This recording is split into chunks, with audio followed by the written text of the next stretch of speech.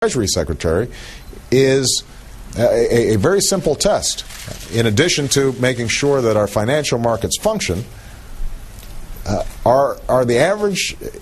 the average American family seeing their incomes rise to keep pace with their costs? Is the bus driver, the teacher, the nurse, the cop, the people who are earning a paycheck every day, are they able to maintain a home, send their kids to college, have health care, and avoid bankruptcy when they get sick, and retire with some dignity? I think that a Treasury Secretary whose head's up in the clouds and doesn't understand what the American people are going through, and also doesn't understand what the purpose of economic growth is, which is to allow ordinary folks to live out their dreams and pass on a better life to their children, well, that Treasury Secretary is probably not going to be in an Obama administration. Go ahead. Senator, what do you think was accomplished in the White House meeting this afternoon? And some of your Senate colleagues have called it just hours of political theater. Do you agree with that assessment?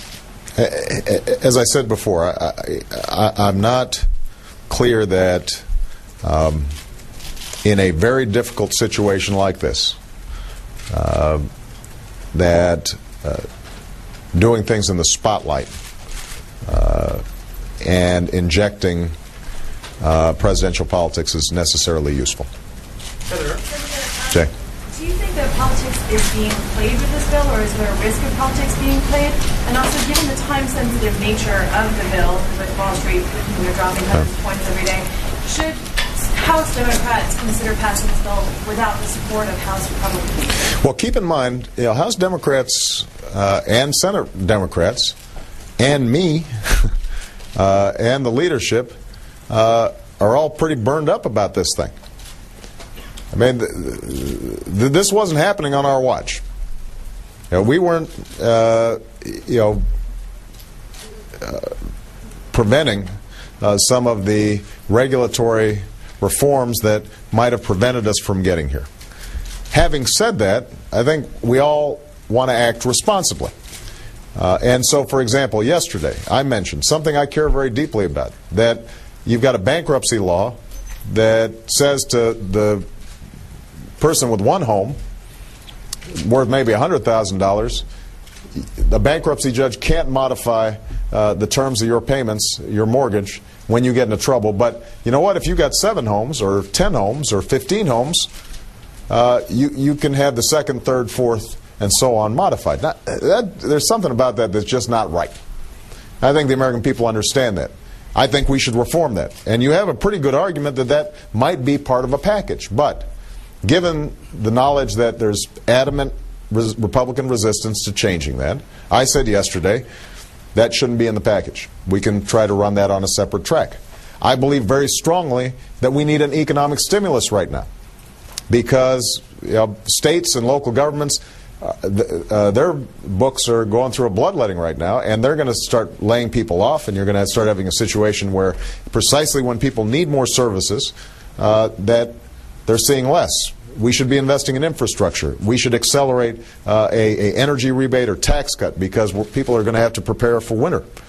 I said we need that, but you know what? I understand the idea that trying to stuff that into this particular plan would probably blow it up. We should do that on a separate track. So I think the Democrats are just as frustrated, if not more, and I think more justifiably frustrated with the situation here. I am advising the congressional leaders that we shouldn't try to load this thing up, that at some point we may need to hold our nose and act in what's going to be of the best immediate interests of the country, and there are no good options at this point. There are bad options and worse options. Sounds familiar from our discussions of Iraq. But I have to tell you that the Republicans are going to have to take some responsibility as well. And I think that's what bipartisanship means. Bipartisanship is not, you have one party sitting on the sidelines with maybe 3 or 4 participating, and everybody else carrying the weight. But my hope is that everybody recognizes that this is in the interest of America, regardless of party, that you've got small business owners out there, you've got retirees out there, you've got kids looking for college loans out there, you've got folks who are already worried about losing their job out there across the political spectrum, and we need to make sure that we get something done. I'm going to make... All right, guys. Thank you, guys. And that was Barack Obama earlier tonight at the Mayflower Hotel. A little bit of news there. He said that he will be staying in Washington, D.C. tonight, not returning to Florida. He'll be staying in Washington to talk and consult with congressional leaders. The closest he came to essentially criticizing John McCain came when Obama said that when you inject presidential politics into delicate negotiations, it is not as helpful as it needs to be. And then as far as the debate is concerned, Obama again reaffirmed that he intends to go to Mississippi tomorrow and that he believes it's in the interest of the American people that the debate go forward as scheduled.